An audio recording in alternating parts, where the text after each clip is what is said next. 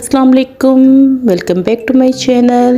आज हम बनाने जा रहे हैं समर स्पेशल बैंगन का रायता। इसके लिए बैंगन लेंगे हम और इनको हम लो हीट पर जो है वो सब साइड से हम पका लेंगे।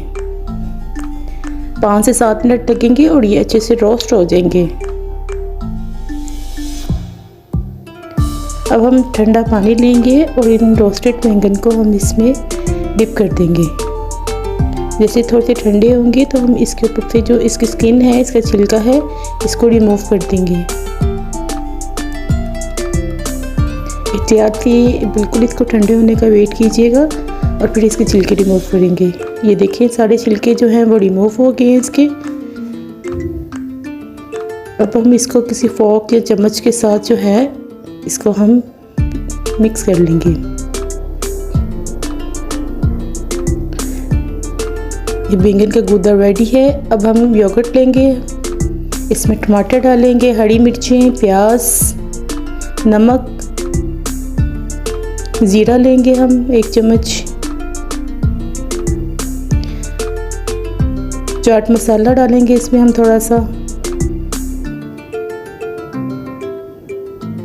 काली मिर्च का पाउडर डालेंगे